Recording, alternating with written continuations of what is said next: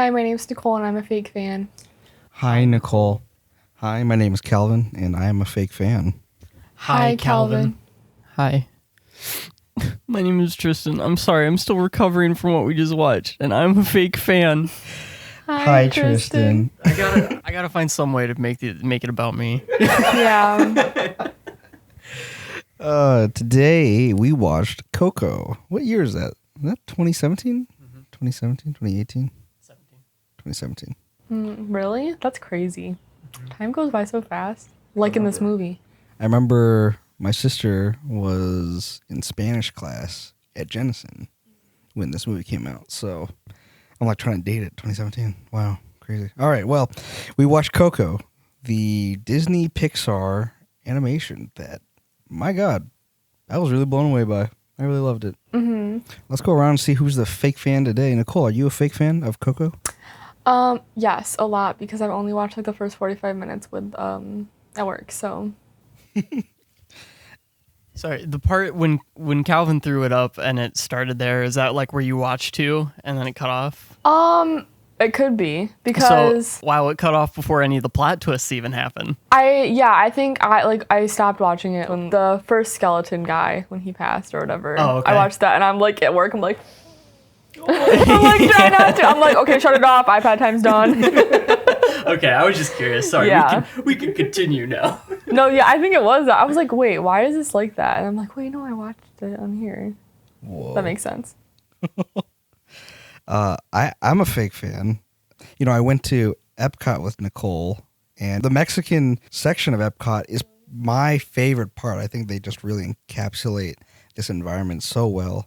And it's all themed around Coco when we went. And I mean, I hadn't seen the movie, so I was like, yeah, this is great. Cool. I had Spanish class, for 3 years in high school. And I'm like, yeah, I kind of know what Dia de los Muertos is. But, this movie, I hadn't seen it yet. And finally, today, got to see it. Great movie.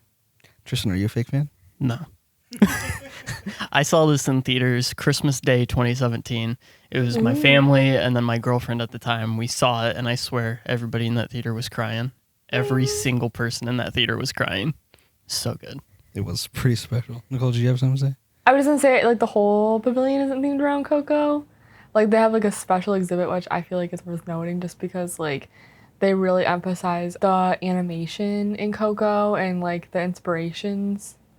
Which I feel like almost this movie, like in terms of culture, almost had more like subtle themes of like where it's like I feel like you have to know like what those animals are. It's It's enriching very in a way. specific. Yeah. It's enriching in where like you can dive deeper and deeper, and I can only assume it'd be more and more rewarding if you were already familiar with a lot of these things. You see these mystic beings and like, I know what that is. You don't have to have them kind of explain it to you in the script, which is great. I mean, this is kind of like the ideal for a lot of movies, when there's a little tussle going on about like Splash Mountain and stuff like that. Like, oh, was this really racist? Is this what? And it's like at the end of the day, like this is just simply the ideal. You want like a movie that's just so enriching and filled with the real, like genuine respect for the culture rather than like our kind of like mid-century kind of fascination with cultures.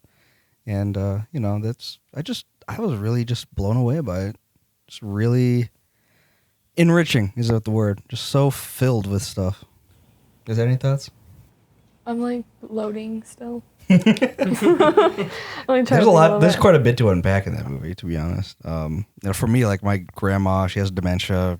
I mean, we're just kind of like waiting it out in that sense. So, thinking about that and thinking about my family tree, this hit me in a special place today, to be honest.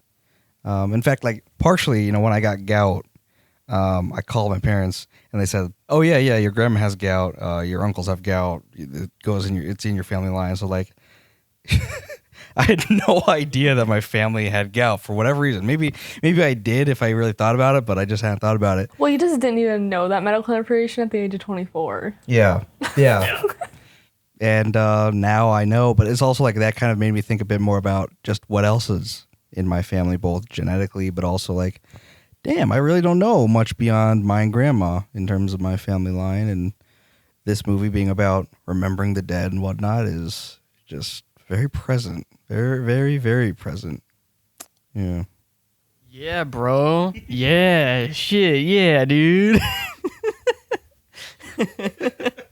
Yeah, my grandma had passed away a couple months before I saw this movie, so I think that's why it hit us, my family anyway. But I even how many like it's been 5 years, 5 years out, and I still get super emotional because I think it's just a really good movie and it hits the right places. It's very good, relatable, like family being a part of a family, being loved by your family, remembering the family that may have gone before you. It's very culturally, I haven't heard any arguments against the culture aspects of this. I think it's very good and immersive, and it doesn't like, you're just like thrown into the culture, and everything is very nicely explained. And the songs are just bops, dude. The songs are so good. I have Poco Loco stuck in my head, and it's going to be stuck in my head for the next 24 hours probably, because that's what happens. But it's a great movie. I don't think Pixar can do wrong. That's false. I don't like the Cars movies, but I think mostly Pixar can't do wrong. Is Pixar or is Frozen Pixar? Is that Disney? No, it's just Disney. I love the movies of like, I love the joke of what if toys have feelings? What if monsters have feelings? What if cars have feelings? What if Mexicans have feelings? I'm very excited for what if Italians had feelings. Oh my god. Spoiler, they don't. They don't. Yeah. I'm very excited for Luca, so we'll see. We'll see how it is. It's gonna be on theaters? No, it's going to be on Disney Plus. Yeah. Which is a shame. They could have done theaters. Yeah. Nicole, what do you think about since seeing it in full for the first time? I really like it. I feel like it kind of satiates this need for like a lot of people, not even younger, but like whoever, about like reaching across time to your family, stuff like that. I feel like that is like a main core of it that like hits a lot for people, is like it's not just about you, but it's about like what has happened and like respecting that, like about like where you come from. Because I feel like a lot of times now in our society, okay. She said the word. She said the word. That gets forgotten and it becomes very individualistic sometimes. I think it was like a good movie for that time and like even now, you know? Yeah, I mean, there's one like the natural thing that you just do as a kid where like you're just so focused on what is right in front of you as a kid. You just want like, oh, I love this celebrity. I love things I love. And oh my God, my family's dragging me to this and that. And I don't really care for that. And then for me, as someone who's had that kind of immigrant thing where, like, part of that for me was like, oh, I don't really want to be a part of this Vietnamese culture stuff. As you get older, you realize, oh, shit, I should not have done that. And I think it struck a chord on that one, too. I mean, it's both levels there perfectly, beautifully. And I don't even think it almost like, not to like negate what you said, but like it almost like doesn't have to be like that, because it's so like people say all the time, like, I wish I like listened to my grandma more, or like, you know, just like those like basic things that people say. Yeah, it's universal, all those things on different levels. Yeah. It definitely has that kind of a hero's journey-esque thing where like rise and fall, but that's not really a critique in any sense. It's just like, you know, that's what Disney. It is. It's classic Disney. It's fun, enjoyable, and it serves a great purpose to use that structure. I was feeling every emotion they wanted me to feel, and I don't feel any shame about it. I felt it, dude. So going with our mom made me cry. Well, I guess my mom did pay for my ticket when I saw this, so it kind of counts. Did you guys cry during this movie? Yes. I was about to, and I got that headache from holding back the tears because I don't know, I just didn't want to cry. But I had tears welled up, man. I had tears welled up, holding them back. Did you, Triston? Did you cry at this time at your 8th watching of this movie? I was close. I mean, it's Coco. It's always going to make me cry. I don't know if we should say spoilers. It's when she puts down the photo at the end on the ofrenda. I was like, oh, okay, that's always what gets me. And yeah, You can cut this, but when Coco's there and she says Papa off screen and then she walks on as a Yeah. skeleton, that's when I lost it in the theater. That was the part that I was like, oh my god. She's like old, but like also like she's baby, and it's like, I love Mama Coco. It was waves upon waves of it for me. I can't pick out a specific there's a moment. lot going on. There's like when the kid comes back to the land of the living and is running, and like that already I was like, oh, and then he's desperate. He's desperate to save his great grandpa as well as just simply great grandpa as well as simply just reconnect with his great grandma. And just that desperation was like, wow, that hit me like a wall.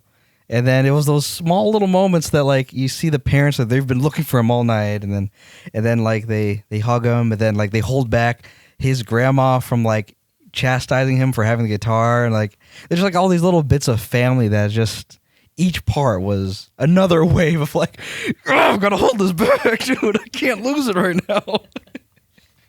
And and then it just doesn't stop. It's like 1 year later. Oh god! Yeah, you don't know what that means. We have another scene where things are gonna be happy. Things have been righted. Wrongs have been righted. That's like that's me with E.T. from the point when from the Halloween scene on. That's like 30, Oh my 40 minutes, God. and it's just I'm exhausted by the end of E.T. because I'm Oh like, my I have God. been crying for 45 minutes. And it's a new one every time. So yeah, I get that. Yeah. Wow. Oh, yeah. Great film. Wow. Loved it. Well, I'm glad I saw Coco. Finally. I mean, damn. Any last thoughts?